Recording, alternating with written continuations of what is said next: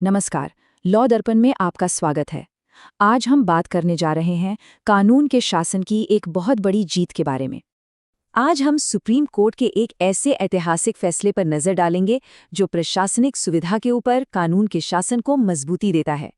देखिए, ये एक ऐसा फैसला है जिसका असर शहरी नियोजन, हमारे पर्यावरण और हम सबके नागरिक अधिकारों पर बहुत दूर तक जाएगा।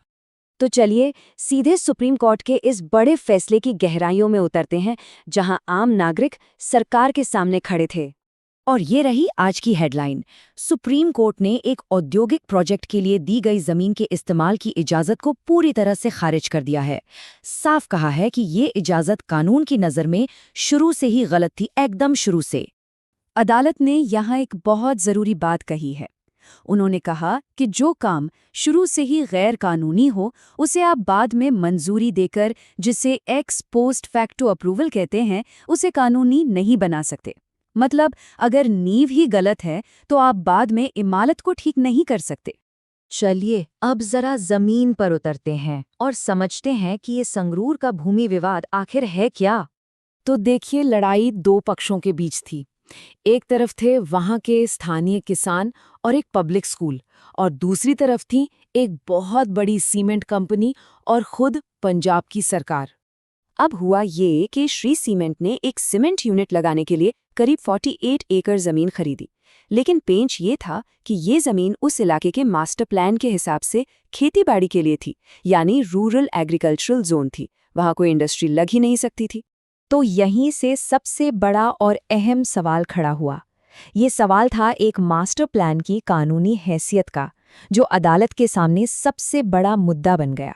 सुप्रीम कोर्ट ने इस बात पर बहुत जोर दिया कि देखिए, मास्टर प्लान सिर्फ कोई सुझाव या गाइडलाइन नहीं होता। ये एक कानूनी दस्तावेज है जो सरकार और जनता दोनों पर बराबर लागू होता है। इसे आप नज़रअंदाज कर ही नहीं सकते।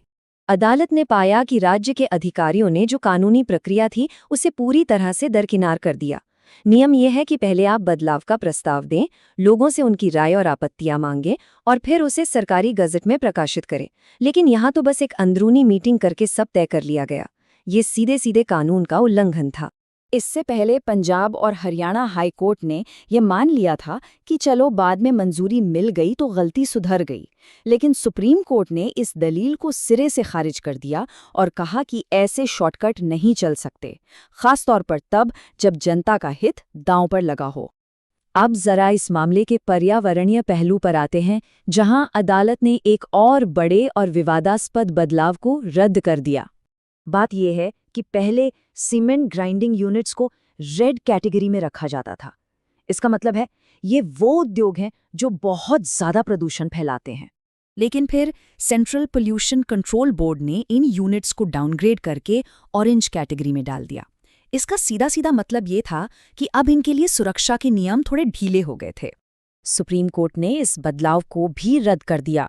कोर्ट ने कहा कि ये फैसला मनमाना है और इसके पीछे कोई वैज्ञानिक आधार नहीं है।